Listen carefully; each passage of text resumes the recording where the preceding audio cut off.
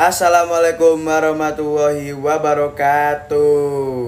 Halo teman-teman, perkenalkan nama saya Dwi Raharjo dengan nomor NIM 304244134.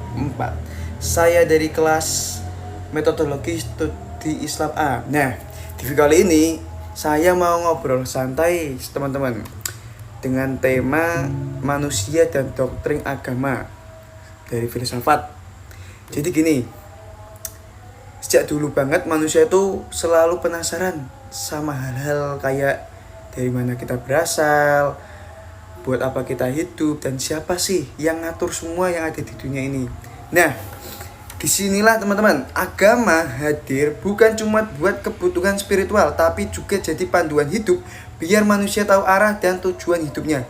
Kalau dilihat-lihat nih teman-teman, dari 3 sudut pandangan besar filsafat memandang hubungan antara manusia dan agama. Yang pertama ada filsafat antroposentris barat. Nah, di sini manusia dianggap pusat dari segalanya. Agama dipandang sebagai hasil kesadaran manusia, bukan sesuatu yang datang dari Tuhan. Jadi, ukuran kebenarannya tergantung pada akal dan pengalaman manusia itu sendiri, teman-teman.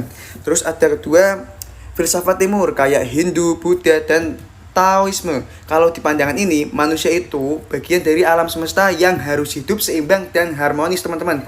Agama di sini jadi jalan buat menemukan ketenangan batin, terus dan keseimbangan hidup, bukan cuma soal spiritual saja. Dan yang ketiga ada filsafat Islam, teman-teman. Nah, ini yang paling menarik.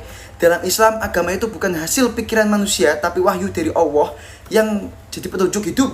Manusia diciptakan sebagai makhluk yang punya akal dan spiritualis. Tugasnya nggak cuma buat nyari ilmu, tapi juga buat beribadah dan menjaga bumi kehalifahan. Agama juga punya fungsi penting banget dalam hidup kita. Agama bisa menjadi pengendali moral, penenangan batin, penolong di masa sulit, bahkan jadi motivasi buat berbuat baik. Kalau kita lihat, orang yang punya iman kuat biasanya lebih tenang menghadapi masalah, karena dia tahu, teman-teman, setiap ujian pasti ada hikmahnya.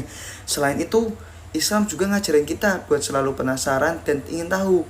Kalau dipikir-pikir, ayat pertama yang turun aja udah ikro, artinya bacalah. Itu tandanya, teman-teman, Allah nyuruh manusia buat berpikir, belajar, dan terus cari kebenaran. Tapi Islam juga ngingetin kita, teman-teman, bahwa akal punya batas. Makanya wahyu hadir untuk ngarahin akal manusia supaya nggak nyasar. Terus kalau ngomongin doktrin agama, khususnya dalam Islam, ini tuh bukan cuma teori, tapi fondasi hidup yang membentuk keimanan dan karakter kita. Dalam Islam